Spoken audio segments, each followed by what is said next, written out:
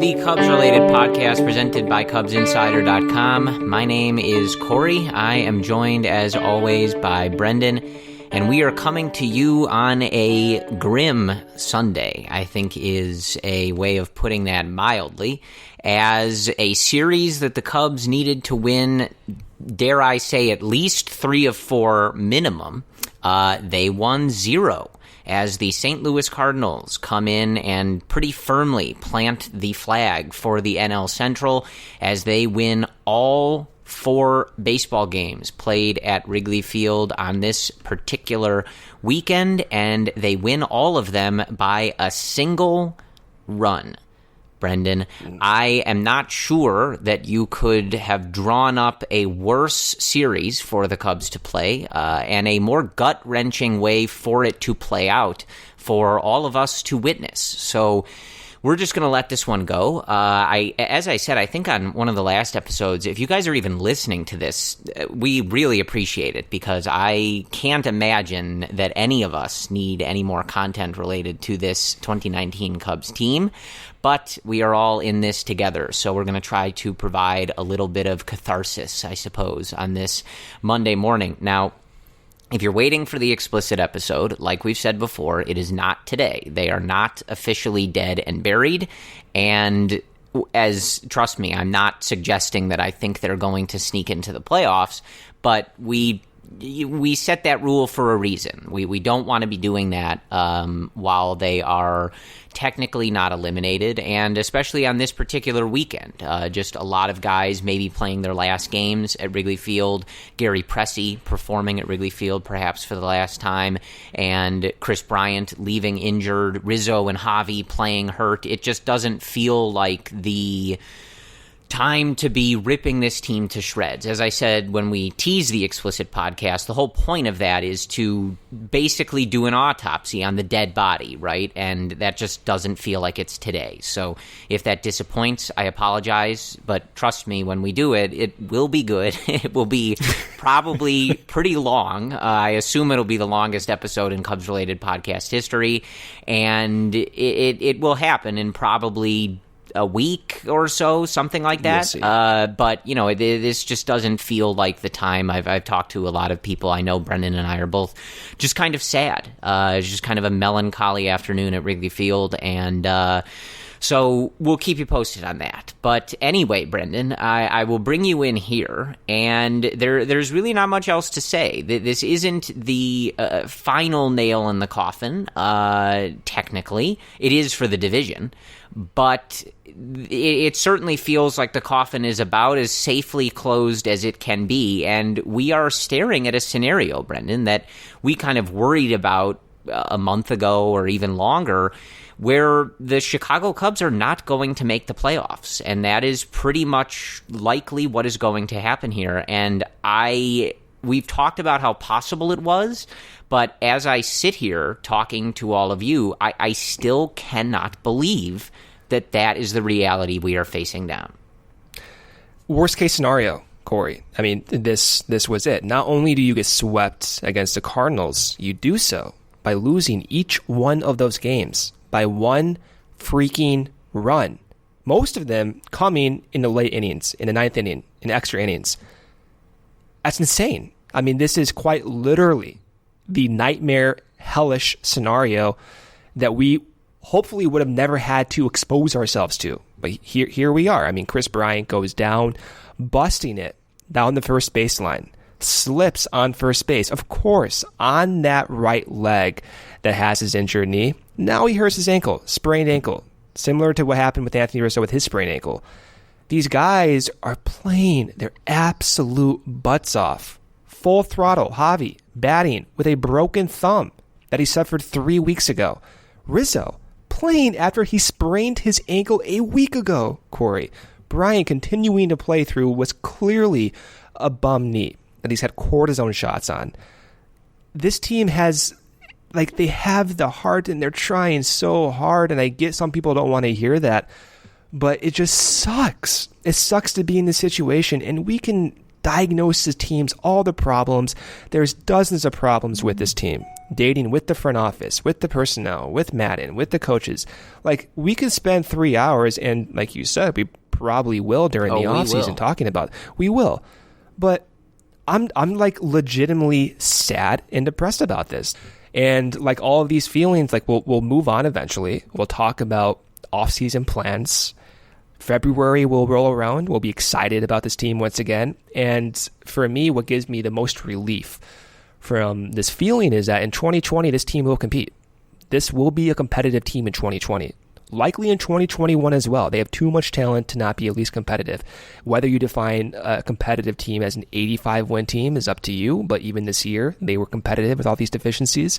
Next season, they'll be competitive as well. So at the very least, you can put to the bank that this team going into spring training will be a World Series contender, because when you compete, when you have a chance at the playoffs, you're a World Series contender. But Corey, it sucks. I mean, you're there in person. You witness probably the worst possible series in your lifetime. Honestly, this might be the worst in your lifetime. What the hell was that like? It was a lot of fun, Brendan. No, it's been a strange vibe, I think, for a little while, at least at Wrigley, and especially comparing it to past years. I mean, obviously just markedly not as fun, right? Like showing up to the ballpark, I've been able to do it, I think, for parts of every season except for 2017. So like 2015 and 2016 obviously were just so much fun. You just showed up to the ballpark every night knowing that team was really good. They were excelling at the little things. They played really good defense. They ran the bases well. Good pitching, good hitting. You just knew that you were watching a really good team, a well-oiled machine that was going to give you a high-class effort on a nightly basis, and the wins were coming with it, and it was just a fun ride. And 2018 was a weird one. It was kind of like that, but you were kind of like nervous about how they were getting there and what the Brewers were doing.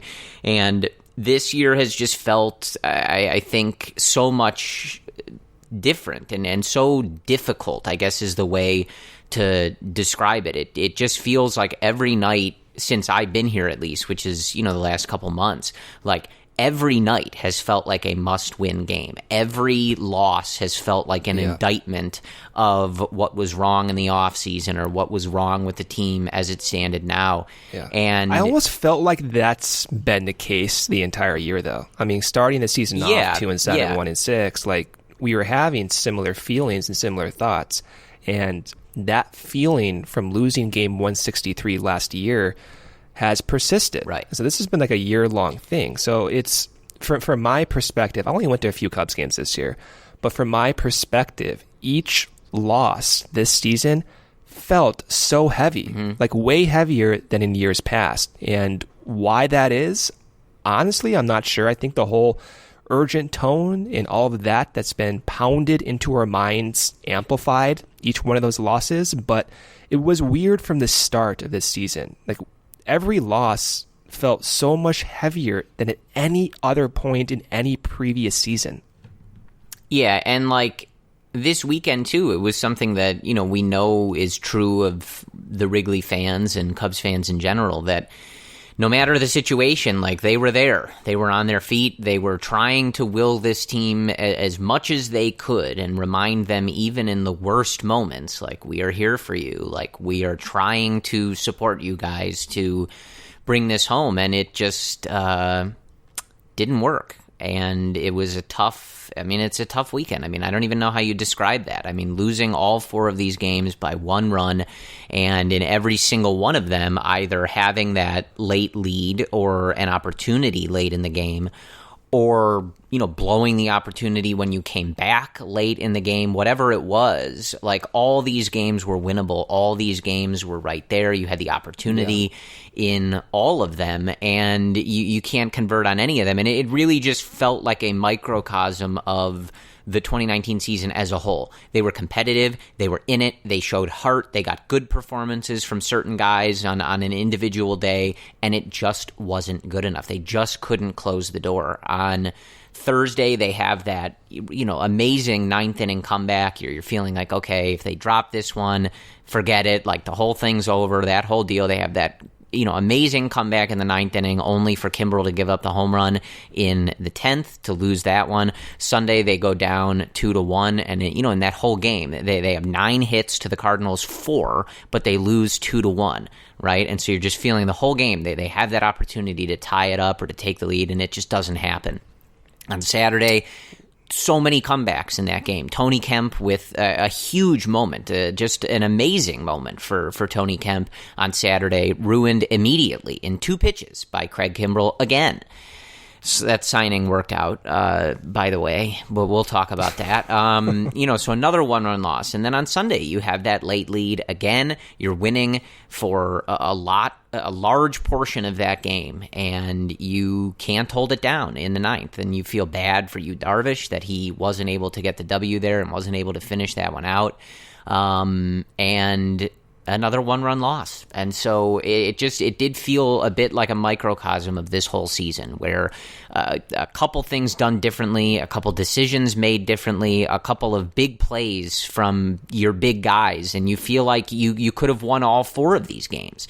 And it just doesn't play out that way. And I think that when we look back at the 2019 season, I think that's going to be something that feels pretty emblematic of what happened throughout this entire year. I mean, I think all of us, if I gave you a piece of paper and a pencil and said, write down as many games as you can remember where the Cubs easily could have won the game and probably by their own doing didn't win the game, right? And I'm sure we could all rile off 10, 20, 30 maybe, right? You know what sucks is that there's been so many, Corey. You might forget them.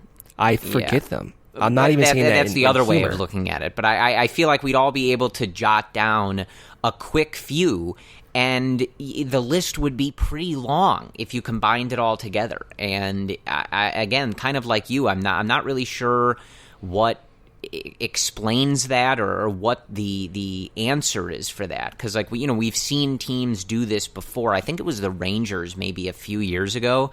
Correct me if I'm wrong, but I think they had a year where they were like unbelievable in 1-run games, and everybody kind of knew that they might not be that good because they only seemed to win 1-run games and just didn't play well in the rest of them.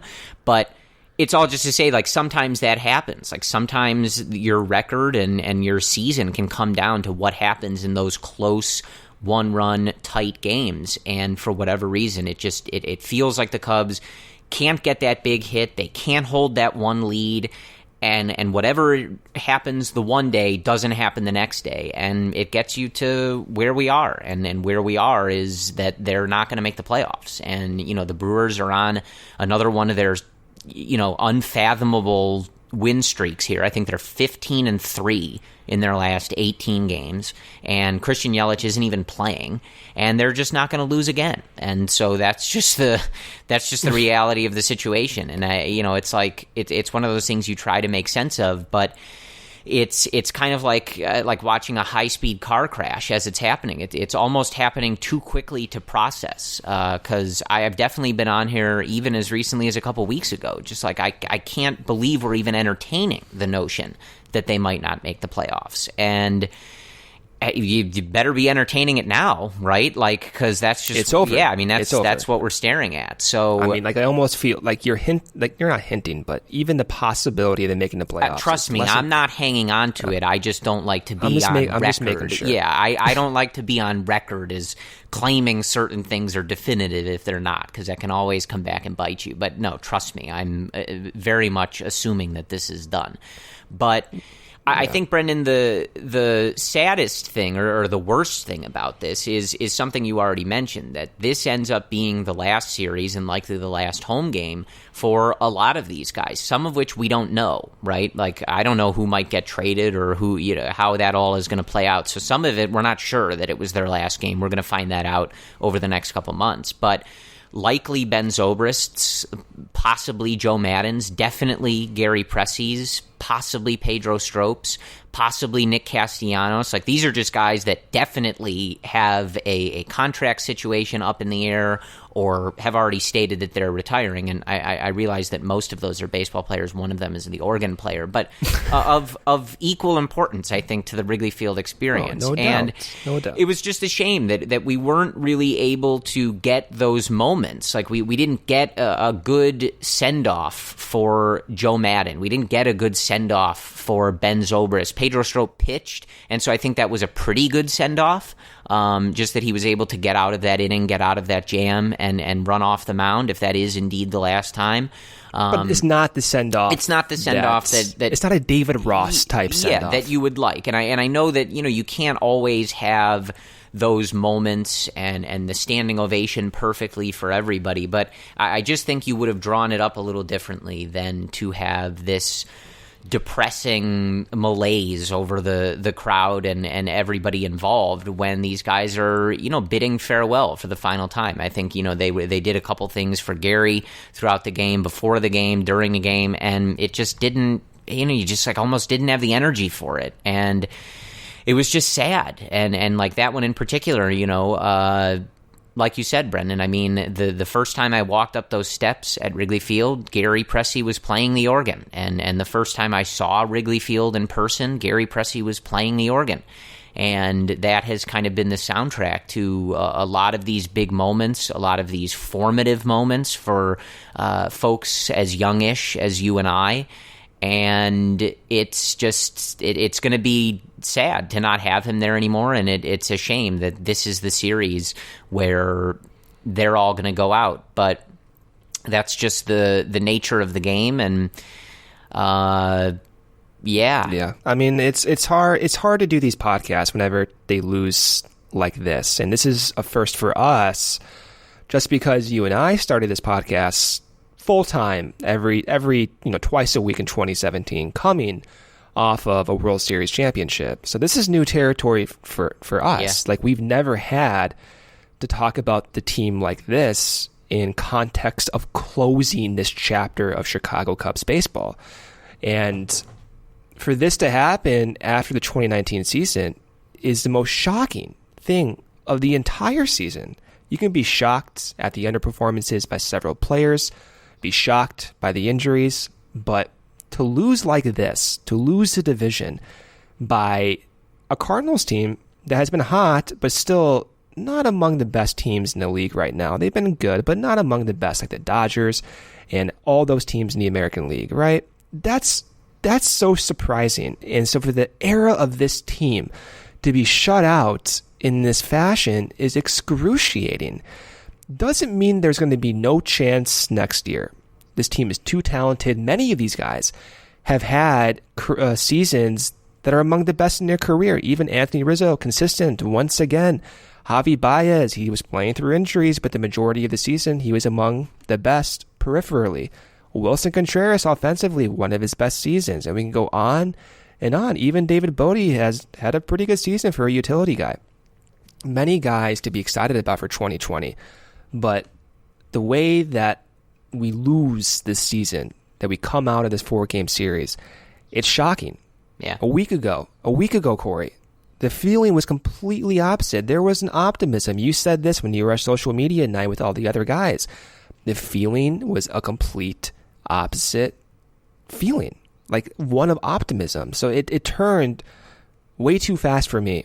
And that's the worst part about it, is when the expectations are so much higher after, a stretch of good baseball, that to be snapped away so fast makes it more difficult to cope with, because you never saw it in your mirror. Like, this is a blind shot. Like, of course, on Sunday and Saturday, you knew this is going to happen probably, but on Thursday and Friday, those losses sucks. And you wake up on Saturday and you took those as playoff losses. Right. And now it's even worse. Now it feels like there's a level of uncertainty with this team's future, one that we have not felt since the late 2000s, honestly. 2010, before Theo came over.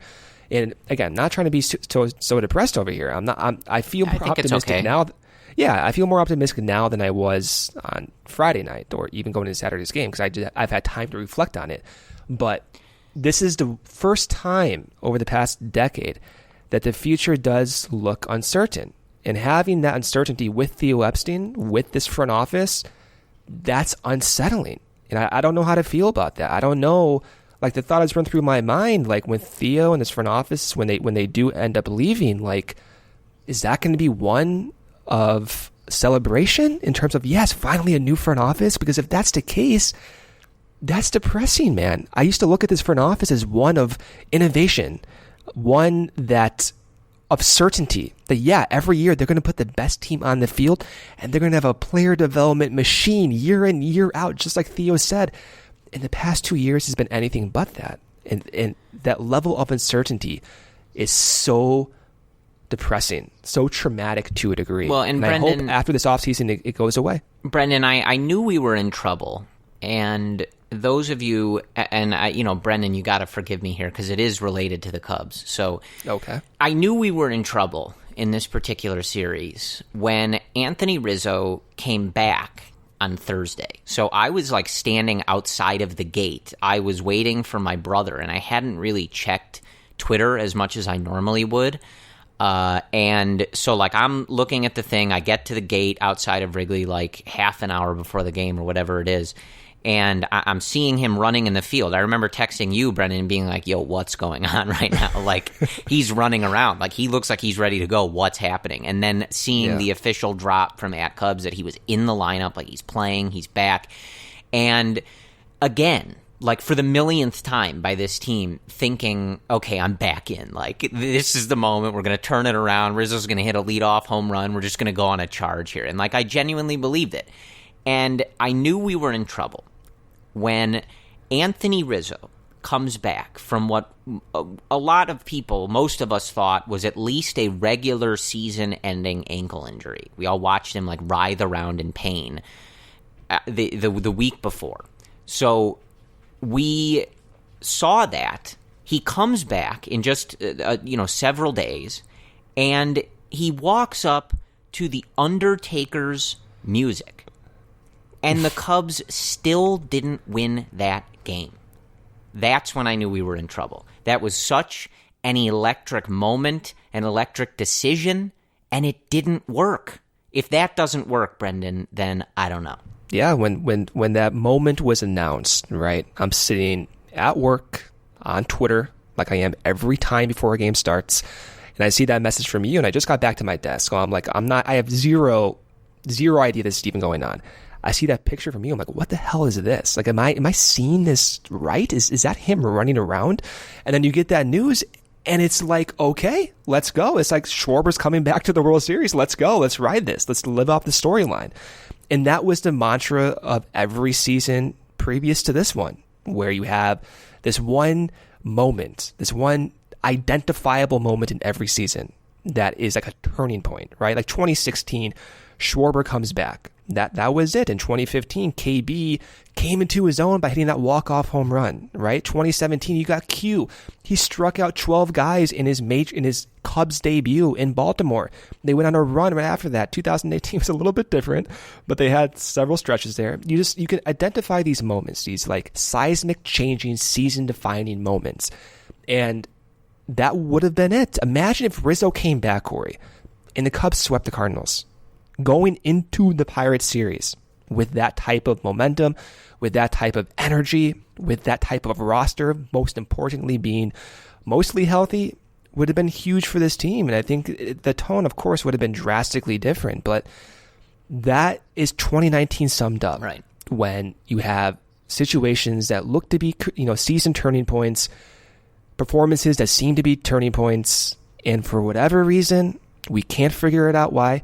It doesn't work. They go the complete opposite way, and there's no rhyme or reason for it, but they lose these games. They lose these one-run games. They have a run differential 140 runs better than that of Milwaukee, and they're 4 games back of Milwaukee. That it doesn't make sense, and I don't think it will ever make sense. No matter what Theo says at the end of the season, no matter what the players say at the end of the season, there is no rhyme or reason for this. There's no reason to lose that many games like that. I don't care what the stats say. No stats can quantify that level of certainty with these types of one-run games. It's just how it works.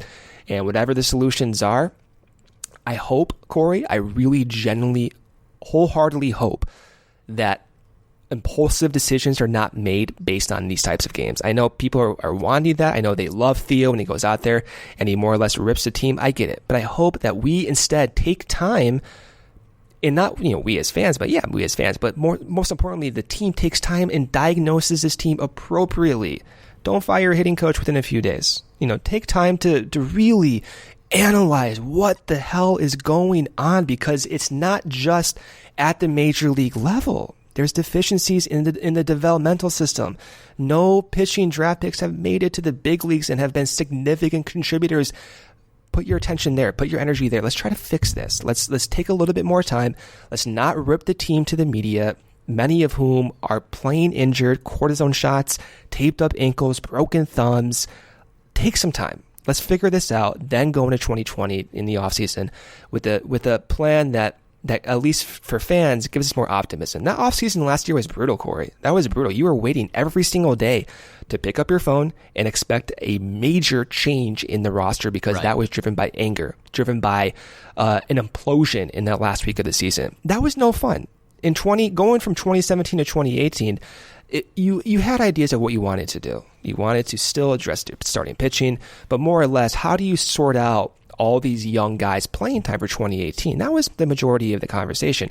I hope we get back to looking forward and having the optimistic attitude, commending the guys' efforts, commending the guys' energy, and not trying to drastically change things impulsively. That's my hope. I'm not really in the mood for optimism, but I do understand where you're coming from. But it's going to be a wild offseason, and we're going to start hearing these talks ramp up pretty soon. Obviously you can't do that much while the playoffs are still going on, prior to the season actually ending and the free agency period opening and things like that. But you are going to start to hear about this stuff. You might see some movement immediately. We've already seen San Diego move on from their manager, Andy Green. So this stuff can happen pretty much any time. So I think that while a lot of us expected some of those changes in this past offseason, I think they're definitely coming now, and I don't know what they're going to be. And I've said that kind of for a long time, that I don't really know what this is going to look like, because for me, and I've tried to be pretty clear about this, because again, I do think that this distinction is very important. Like, seasons like 2018 are going to happen. They happened to the Cubs already in 2015, where you win a ton of games and people in your division are just better. And there's just not that much you can do about it. But if you're able to crank out a 95-win team every year, you're probably going to take it. You wouldn't like them to score one or fewer runs in 40 games or whatever it was for the 2018 Cubs. But you would take a 95-win team and be pretty happy with that number almost every time. And it just didn't work. But this year is a pretty catastrophic failure. And the biggest thing to me is I think that everybody in the organization knows that sometimes you're going to win the division and lose in the first round, or you're going to win the wild card and maybe even win the wild card game, but then you're going to lose in the first round. You're going to get to NLCS and lose. You might get to the World Series and lose, right? It's very difficult to be the last team standing. That's why even as you look around the league right now, there's some real juggernauts in this league, and not one core of players has 2 rings, right? Like the Astros, all those guys only have 1. The Dodgers have 0. The Red Sox, kind of a shifting group, but most of them only have that 1. The Cubs, only that 1. So it's very difficult to repeat and be a dynasty, quote unquote, which a lot of people like to throw the word around.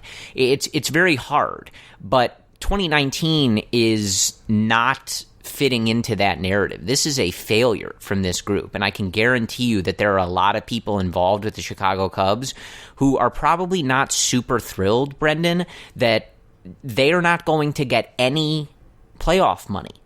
There is no merch to sell. There is no food to sell throughout the month of October at Wrigley Field. There's nothing. Nada, right? It's over today is the last time anybody's spending any money at Wrigley Field unless you're doing a tour or something like that, right?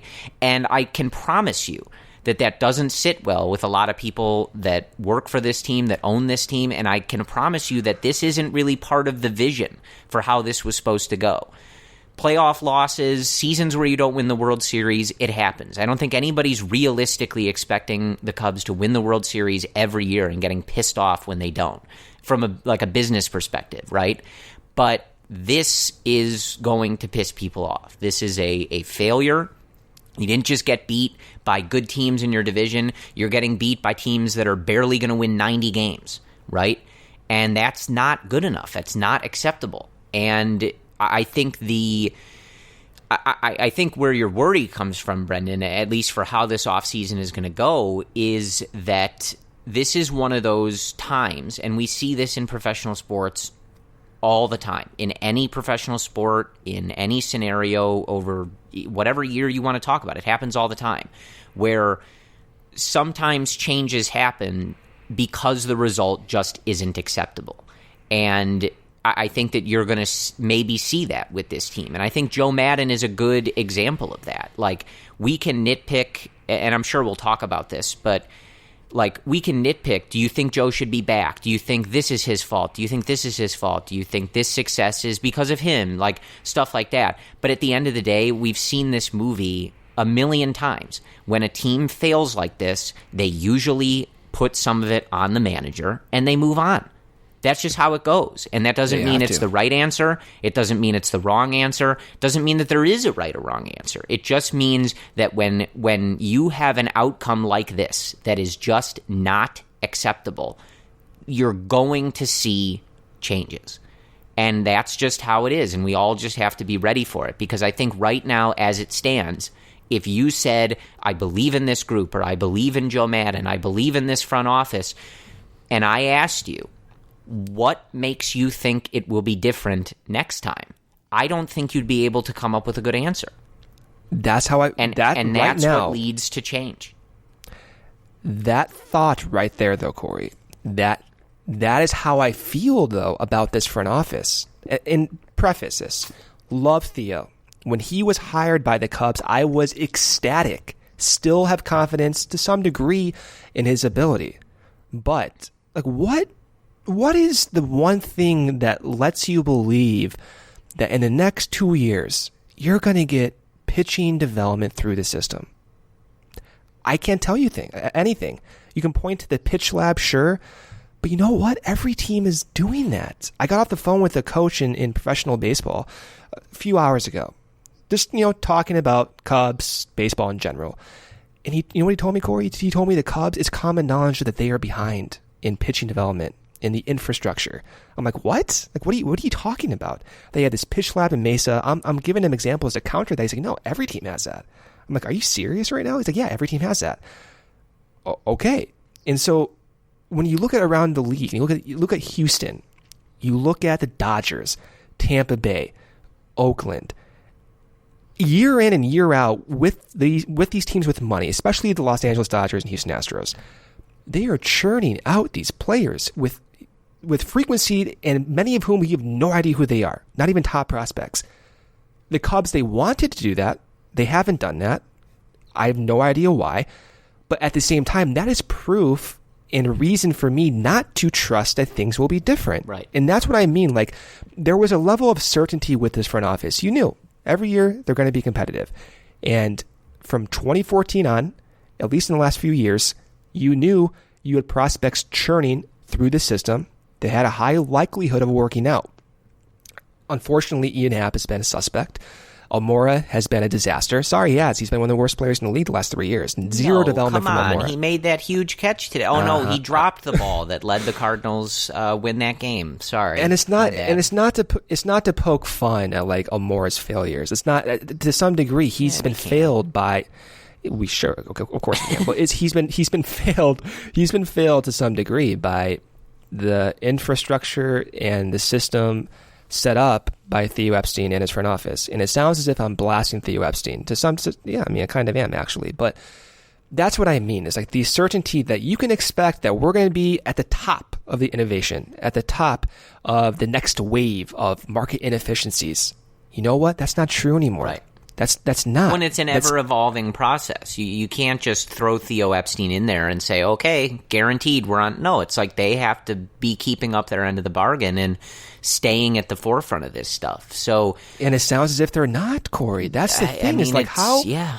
What the hell, dude? I was hearing about what the Houston Astros do, and the quick quote to me was, everyone in their system is the same. It's militaristic what they do.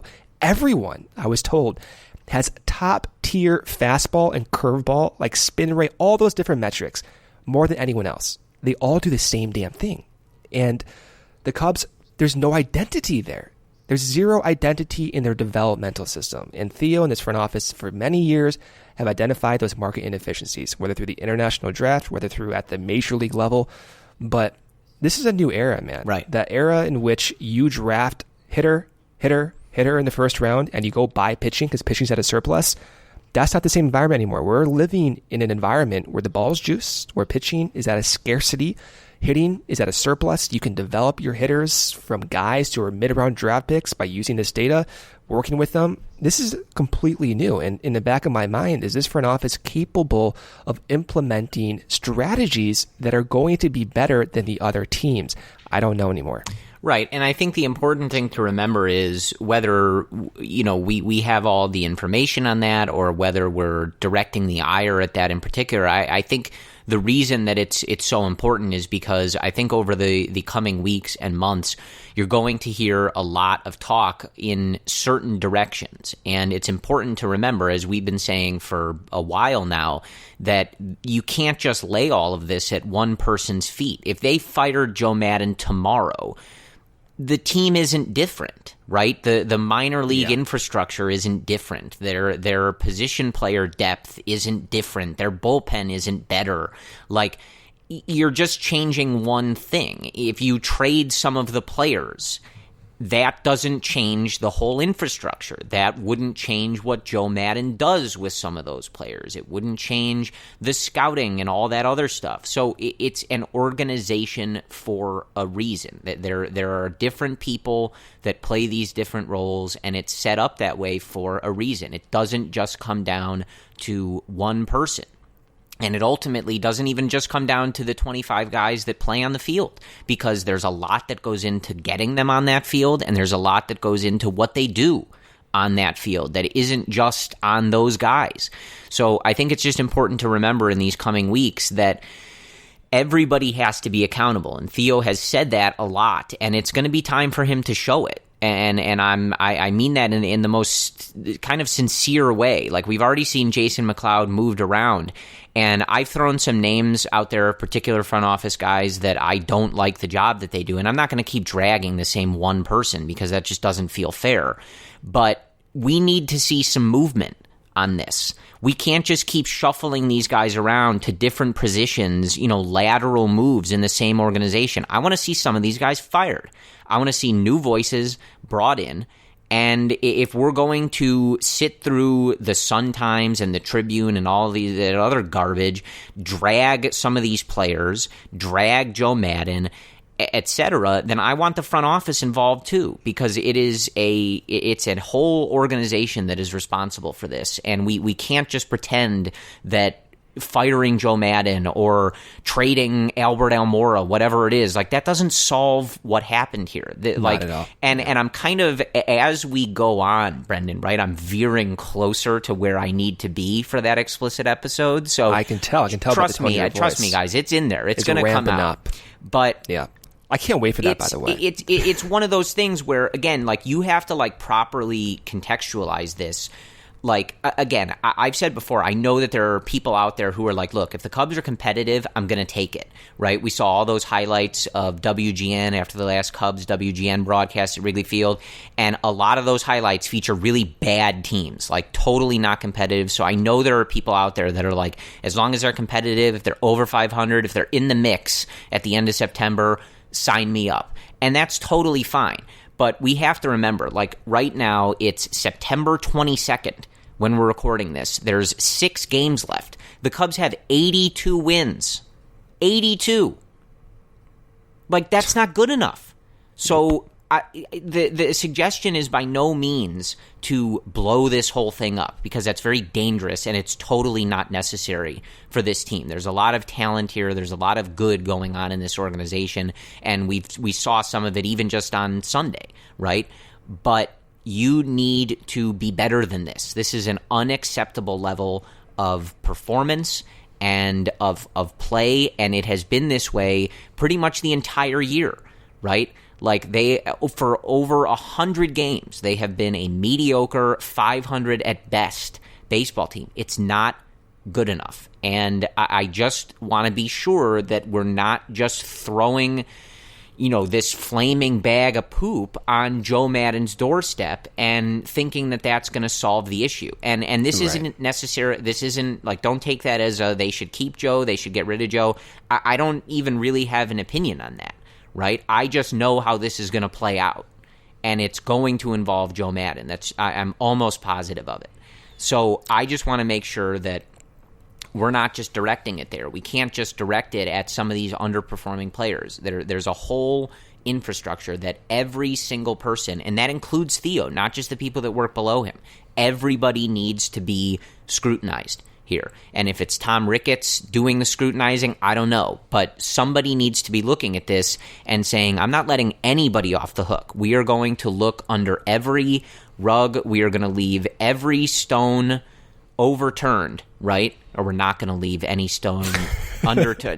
I don't know. You guys know what I mean. The stone, the stone analogy, right? Right. That's what you need to do. You need to look at every part of this organization, and like you're saying, Brendan, maybe even talk to people outside the organization and say, what are you guys doing, or what have you seen in other places? Like, every single thing needs to be looked at, because this is not acceptable. And like you said, Brendan, this team is not going to all of a sudden say, 2020 we might be all right. Like, no way. No way. Right. This team is on a track to being competitive every year. That is the standard that they want to live up to. That is what the owners want. That's what the people who make money off this team want. It's what the fans want. That's what's going to happen. That's going to be the goal. And you got to figure out a way to get there, because right now you are looking at a situation where you are going to miss the playoffs for the St. Louis Cardinals and the Milwaukee Brewers, who don't even have Christian Yelich. I don't think there's any other way to put it than that is totally unacceptable, and it needs to be fixed, and it needs to be fixed over the course of the next, 4 months or so, right? So you better get going on it, because you got a lot of work to do. Yeah, and, this series in particular, too, it's depressing as all hell, but at the same time, credit to Anthony Rizzo, man. Like, what that guy just did is unfreaking believable. Like you said, he was supposed to be out the entire regular season. He was in a walking boot 5 days ago, and he comes back and in pain with a taped up ankle, plays and bats leadoff. Javi Baez, pinch running, pinch hitting. Shouldn't have done it. Broken thumb. Pinch hitting. These guys are the team leaders, Corey. And the clubhouse culture, we'll get more information as this offseason goes on. But having Javi and Rizzo and KB and those guys, even Wilson Contreras coming back from these injuries, pretty fast, performing at a high level, is remarkable. And the clubhouse culture is majorly influenced by Joe Maddon.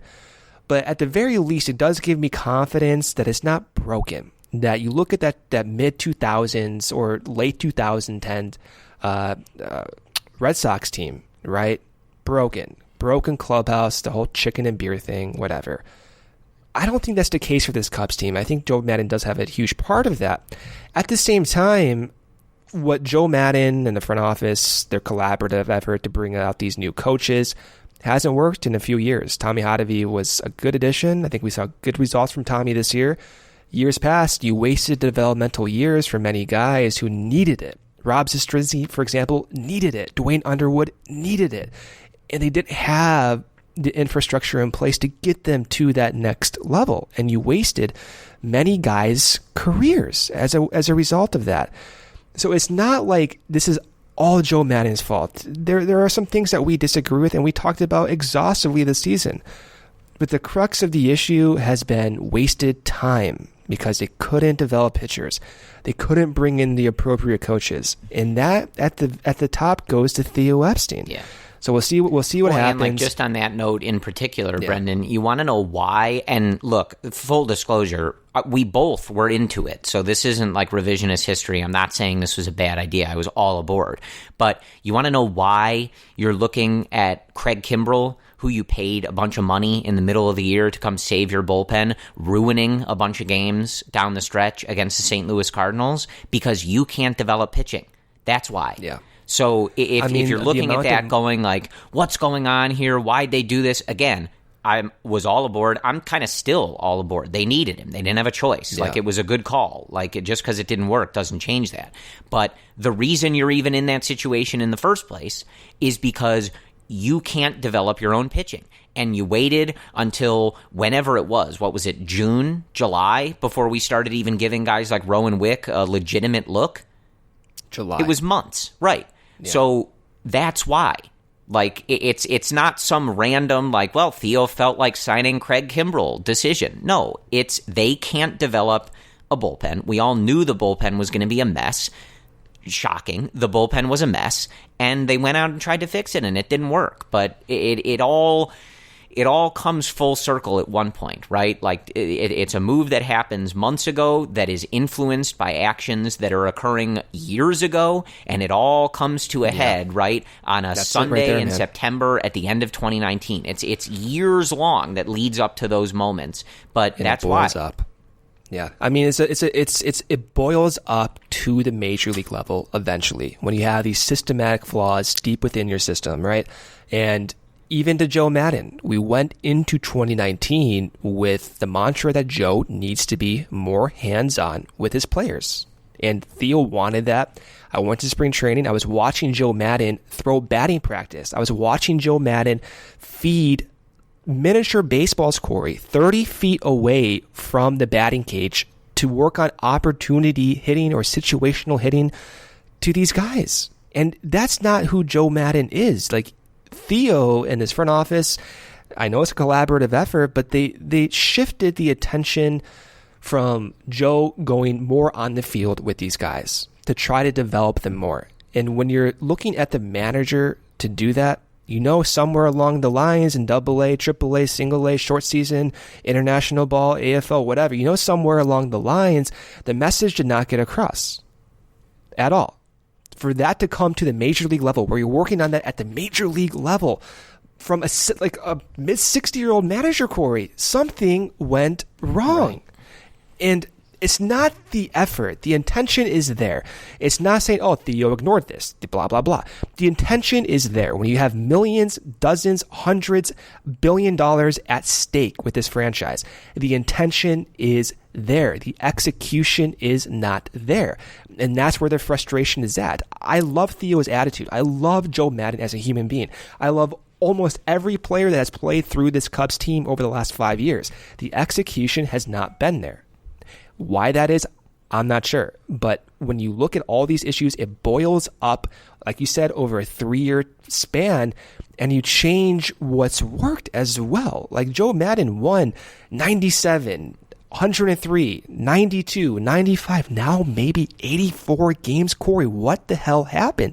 And you do point back towards that offseason urgency mantra as maybe one of the issues what went wrong. It sucks to say that the intention's there. The execution has been progressively worse, and that level of uncertainty going forward is something that keeps me up at night, that makes me question the ability of this front office for years to come. And I hate that feeling. I just really hate it, but I do think it needs to be set in at the forefront of the offseason. Like you said, you can criticize the players, criticize Joe, but if you don't throw the front office into that mix, then you're doing a disservice to what the actual issues are. Yeah, and similar to how we always talk about the players, like I'll say this about pretty much everybody in the organization. I don't have a dog in this race, right?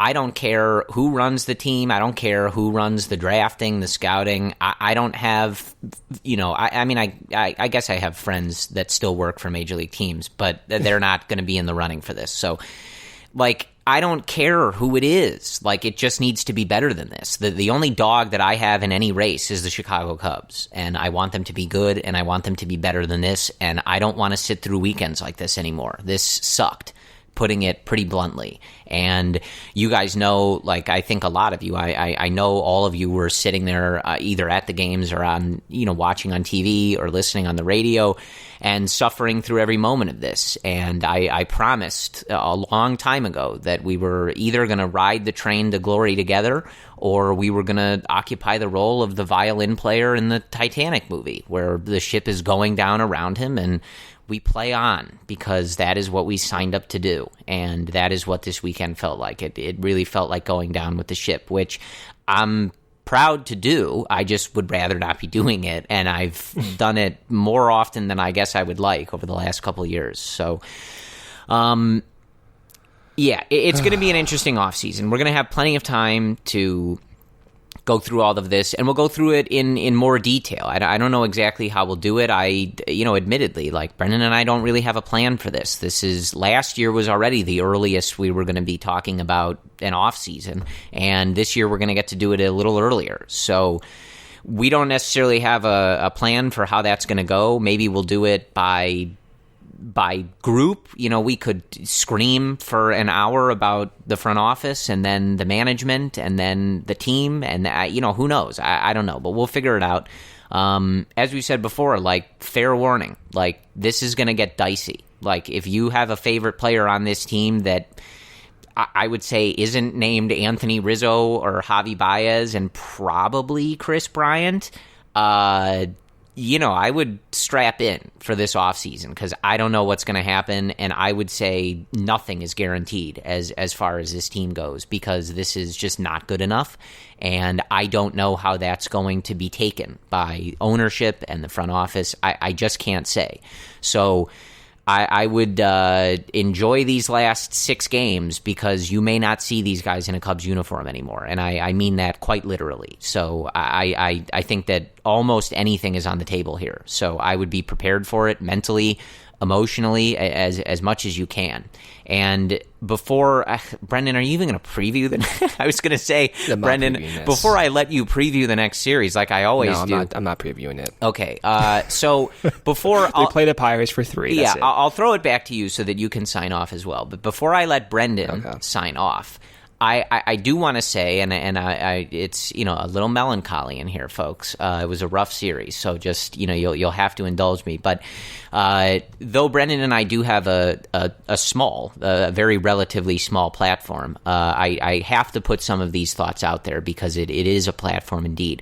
The first of which, as we've already mentioned, I do want to say thank you and farewell to Gary Pressey. I don't think that I can state enough how subtly, in a way, important his organ playing has been. It is a staple of Wrigley Field. It is one of the most unique things about Wrigley Field, and it is something that is in the background of almost every memory that I have, dating back to my first game in 1997.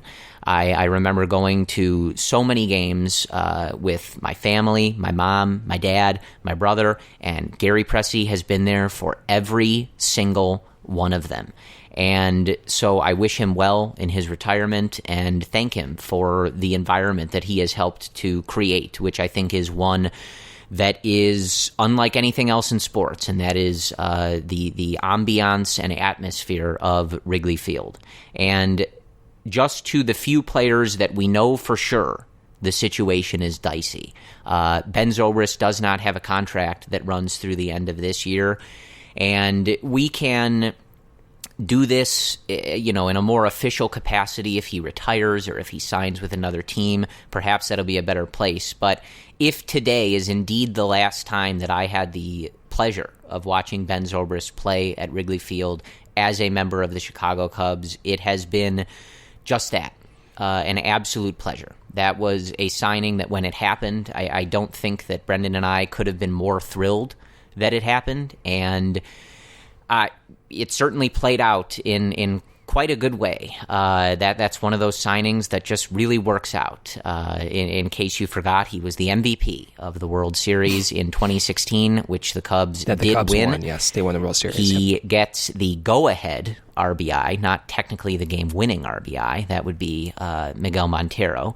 But if this was the last time, indeed, that he straps on those PF Flyer cleats and those stirrups, it was a pleasure to have Ben Zobrist as a Chicago Cub and part of this community, and as a human being and a baseball player. So I thank him for that. And lastly would be Pedro Strop. This is a shame that this is how Strop's Cubs career could end if he indeed does not return. Because as we said many times, he is the only reliever in Chicago Cubs history to post 5+ seasons of sub-3 ERA baseball, and that is no small feat. And in an era where so many relievers are not consistent and not able to hold on to jobs, and just the constant cycle that we see from all teams with their relievers, his consistency was remarkable and hugely important to the Chicago Cubs team. I think, obviously, looking back on it, the secondary piece in the Jake Arrieta deal with the Baltimore Orioles, but his importance can't be overstated, and the just level of good human that he is as well, and the energy and happiness that he brought to the ballpark every day would be missed if he doesn't come back. So to those three people, from just a couple of Cubs fans, we are very grateful to have had you in our lives and with the Chicago Cubs for the time that we did. And if this is where we part ways, we bid you farewell and all the best of luck. But it has been a pleasure to hear Gary's music and to watch Ben and Pedro play for the Chicago Cubs. On the same tone, also WGN's last game broadcasted for the Cubs. I moved away from Chicago at a young age. The Cubs, for the majority of my time growing up, I can only watch them on WGN. And that was kind of a gateway back to Chicago. It kept me still with the team, kept me informed, as a 9, 10, 11-year-old. And I share the sentiments like many Cubs fans do with WGN. I know John Felice of Cubs Insider, who helps run the site, he found the Cubs through WGN, living on the West Coast as well. So it doesn't suck just because the Cubs are still going to be on TV. They're going to make money from their new TV deal and whatnot, but it's kind of sad how everything's coming full circle and ending all at one time. So thank you to WGN. Thank you to Len Casper. Thank you to Jim DeShays. Of course, many guys before that on WGN as well. It was very instrumental to my fandom. And I think I was one of the first to get MLB TV when it first came out. I remember watching like really, really low quality Cubs games on my computer. But at school, I would stay in from lunch at times and watch Cubs games on WGN. I would sneak over to my friend's house after school to turn the Cubs game on WGN because that was the only way I could watch it. So thanks to WGN as well. We do have a 3-game series against the Pittsburgh Pirates, and I'd be remiss not to say it, but we are sponsored by SeatGeek. So if you want to get tickets to that series, if you want to get tickets to even football, the Bears games coming up, you can still use our promo code CubsRelated. But SeatGeek, you guys know this, but with millions of live event tickets and a price match guarantee, SeatGeek proves there is a better way. They built the fastest way to find tickets. So you can shop, you can stop searching for the perfect seat and just start enjoying this. SeatGeek is better than the rest because a quick look at the App Store shows over 50,000 5-star reviews. It's just a better process. SeatGeek pulls together millions of tickets from all over the web, then it rates each deal on a scale of 1 to 10. Finally, SeatGeek displays them on an easy-to-use interactive seat map. SeatGeek breaks down the details. Green dots mean good deals. Red dots are overpriced deals. I use SeatGeek every single year. Every year I use SeatGeek to buy my baseball tickets. I still use it to buy basketball tickets, to buy football tickets. I bought it to buy football tickets to the Bears-Rams game in November here in Los Angeles. I still use it. By far the fastest way I found to shop for tickets. 5 minutes on my app from the time I find tickets to the time I purchase them, send them out to my family and friends. by far the easiest way to shop for tickets. And like I said, of course, best of all, you can use promo code CubsRelated for $10 off your first purchase. That's promo code CubsRelated for $10 off your first purchase. I know it sucks to hear all this stuff, guys, with the Cubs losing, but Corey and I will be with you every single week, no matter what, no matter the Cubs are winning, losing, off-season, trading guys, firing guys, blah, blah, blah. We will be there. I'll let you close it out, Corey, but it's been a fun season. If the Cubs come back and get to the playoffs, then we're talking about a miracle here, but getting ahead of ourselves. Appreciate your guys' listenership. It's been a pleasure this year. Good times, bad times, and we'll look forward to doing this in the offseason. Yeah, I would echo that sentiment. Through, as Brendan said, this is a sort of different journey for us now. A season hasn't ended like this while we've been doing this podcast. So I think it's been good to have you guys to talk to in the good times, and it's been good in these couple months of the bad times. I guess I've found it to be good as well. So I wish we had a different topic, but it is nice to kind of get it all out, and it's as nice as ever to know that there are people out there who want to hear it. And yeah. And one last point before I let you finish up, Corey, yes. But I need to say it too. The fact that your listenership has allowed Corey and I to get more opportunities. Corey and I go on to score on the radio, which has been very fun for us, but can't do that without listenership. So over the years, genuinely appreciate interacting with us on Twitter. I'm at Cubs Related, Corey's at CF Cubs Related, through Cubs Insider, the website as well. The fact that you've interacted with us gave us an opportunity to get, recognized, whatever, by other people, and to talk about baseball and the Cubs, which is very near and dear to our hearts, with other people on bigger platforms as well. So I just wanted to say thank you to that as well. Yep, absolutely. And I think that is where we will leave you. Like we said, it just didn't have the vibe for the Explicit podcast today. The body is still warm, and just with what's going on with some of these players and trying to have a proper send-off for them, or at least appreciate that they're, getting cortisone shots and playing through injuries to try to make this work. It just didn't feel like the day. But when the body is dead and there's an autopsy to be performed, we'll be ready for you. And I promise it'll be good and it'll be worth the wait. So, as always, we thank you guys for listening. Try to enjoy this last week in whatever way you can, because I think we're in for a tumultuous offseason and one that is going to have a lot of action that hits you right in the gut. So try to, even as the Cubs maybe play out a disappointing season, try to at least appreciate seeing some of these guys in a Cubs uniform for what may be the last time. And as we do end up saying goodbye to them, try to remember all that they've contributed. I know that this year is obviously not the way that a lot of them would like to go out, but there is a good chunk of these guys that have contributed an awful lot to the Cubs' success since 2015, and what all of the fun that it has been to be a fan of this team over the last few years. So try to keep that one in perspective is all I would suggest. But Brendan and I will be here with you through the end of the season, keeping on that 2-episode-a-week schedule, and we'll keep on doing that through the off season. There will be plenty to talk about. So, as always, we appreciate you guys sticking with us, and I never imagined saying this one, but whether we are talking about getting ready for the playoffs or the regular season is where our ride ends. Go Cubs.